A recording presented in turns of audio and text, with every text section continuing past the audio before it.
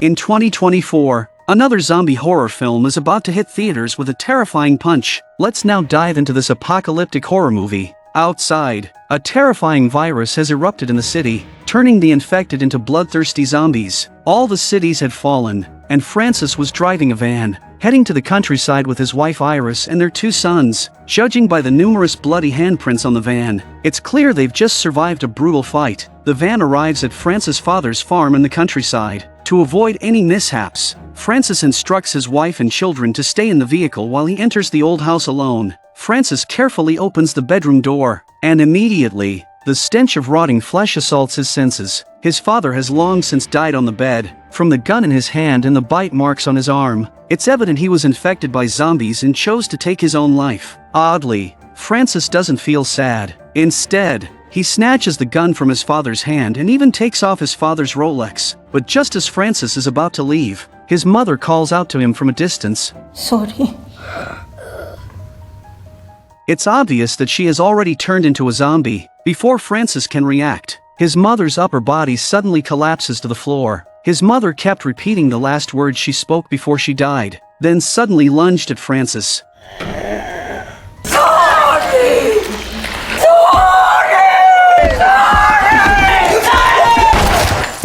The next day, after confirming the water supply was not contaminated, Francis decides that his family will settle here. However, Iris is visibly reluctant. She had always hoped Francis would continue heading north, where a large nation has established a survivor camp, but Francis has made up his mind to stay here. Later, Francis and his son Josh head to the storage shed to search for supplies, only to discover eggs and an old hen locked in a cage. As they search for the key, Josh is horrified to see a man's corpse hanging from the ceiling. Noticing the keys around the man's waist, Francis tells Josh to go and retrieve them.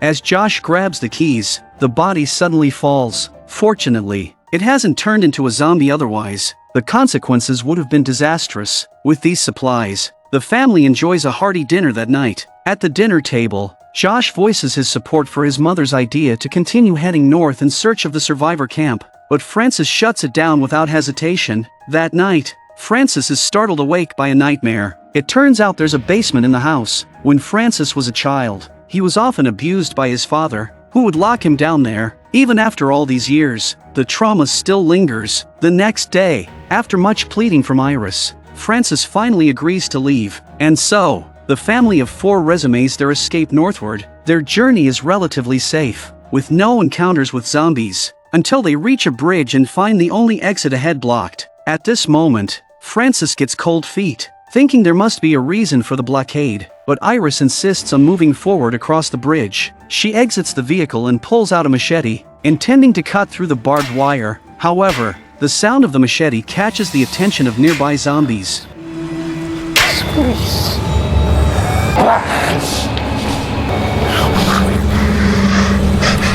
Seeing his wife in danger, Francis quickly rushed out of the van.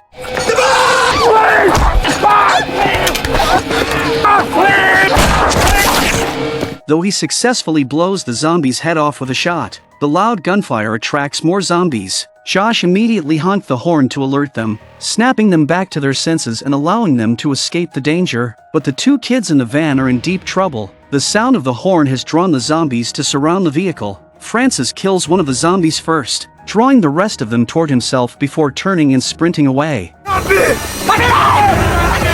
Iris took this opportunity to escape the dangerous area with the children. Francis had run out of bullets.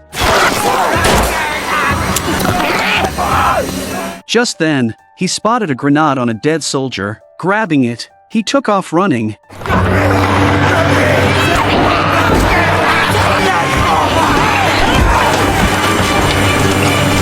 Francis finally got away from the zombies after crossing from the top of many cars.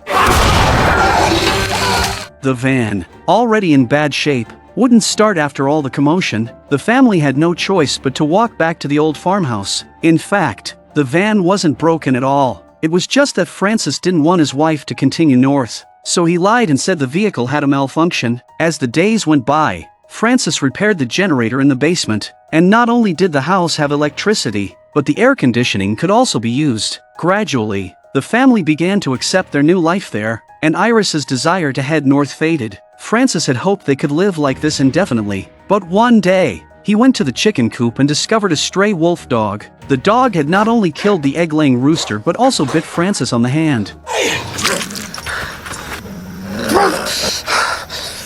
As Iris was tending to his wound, Josh suddenly shouted from outside. It turned out Josh had heard news about a human survivor camp over the radio. This rekindled Iris's thoughts about leaving the farm, but Francis remained opposed, saying he'd rather stay here and get bitten by dogs than go north to be devoured by zombies. The next morning, Francis took Josh to a sugarcane field to teach him how to use a handgun. However, timid by nature, Josh didn't even have the courage to pull the trigger, which enraged Francis. Under his father's harsh pressure, Josh finally fired the gun, hitting the bottle in the distance with several shots. But at that very moment, Lucas spotted a group of zombies approaching. It was obvious they had been drawn by the gunfire. As more and more zombies closed in, the family panicked and started running back toward the house, with the zombies chasing them all the way.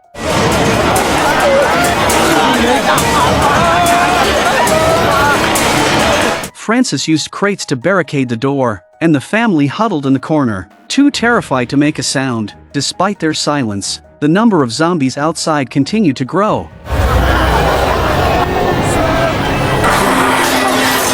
Just as the zombies were about to break through the door, the sound of a car horn suddenly blared from outside. The zombies were immediately drawn by the sound of the horn and all turned to chase after the car.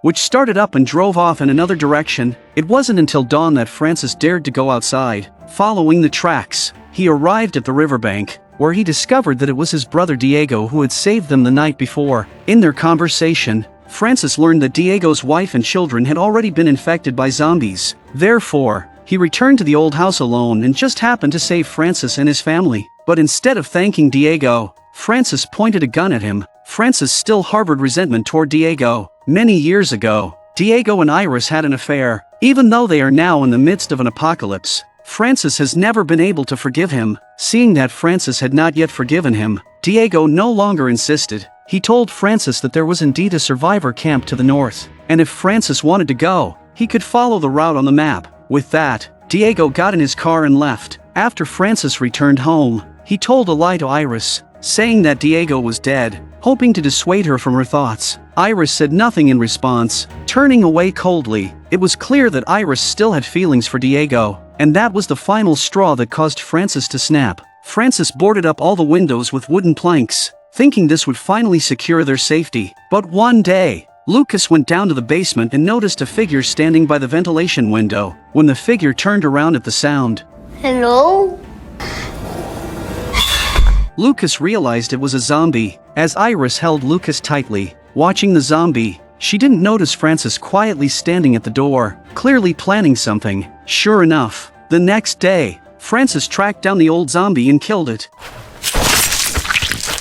bringing its severed head back to the house. Francis's intentions were clear. He wanted to use the zombie's head to scare Iris out of her desire to leave. He thought this plan would be foolproof. But that evening, as he came out of the shower, he noticed Josh staring at him with a strange expression. It turned out the map to the northern survivor camp had been discovered. During dinner, Iris learned about the map. She felt utterly betrayed by Francis and angrily declared that she would leave tonight. As Iris raged, Francis calmly pulled out the map. Without hesitation, he lit it on fire with a lighter. He wasn't going to let Iris take the kids and leave. While they were arguing, a sudden knock on the door interrupted them. Francis didn't want to answer it, but Iris rushed to open it first. Standing at the door was a man in military uniform. He claimed to be from a northern survivor camp and said he and his comrades had been searching the area for supplies. Unfortunately, they had run into a zombie horde. If it weren't for a good Samaritan who had distracted the zombies, he would have died just like his comrades. The soldier said that, with the guidance of the Good Samaritan, he had successfully made it to the farm,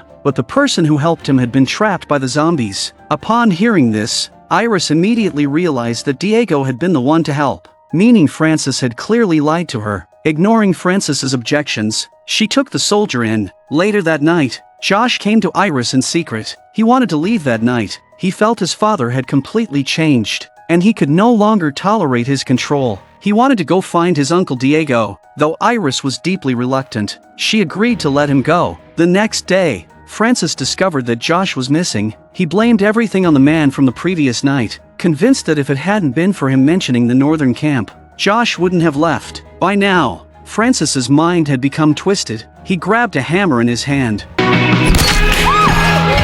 Hindi naman pwede kayo rin, di ba? Francis! Francis! When Iris woke up again, she found that she and Lucas had been locked in the basement. At that moment, the door slowly opened, and Francis stood there wearing the military uniform he had stripped off the soldier, holding a plate of freshly cooked meat. Iris was horrified. They hadn't eaten meat since the zombie outbreak began. Where had Francis gotten it? When Iris and Lucas refused to eat, Francis angrily threw the plate to the ground and stormed out without a word. Late that night, Francis was startled awake by a scream. Panicked, he rushed to the basement, only to find Lucas curled up in pain in the corner. Sorry.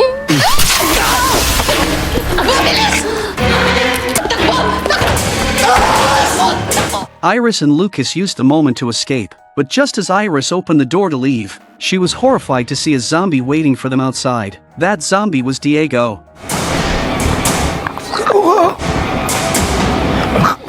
Iris and Lucas quickly ran back inside, but they were no match for the zombie in speed or strength. Soon, Diego grabbed Iris by the leg.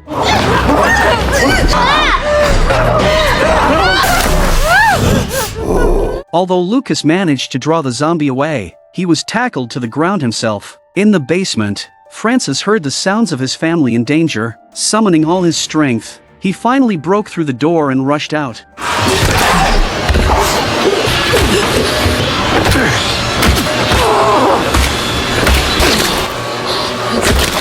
Although the zombies had been dealt with, Lucas was bitten in the chaos just moments ago. Faced with this situation, Iris picked up the machete from the ground and swiftly chopped off Lucas' bitten arm.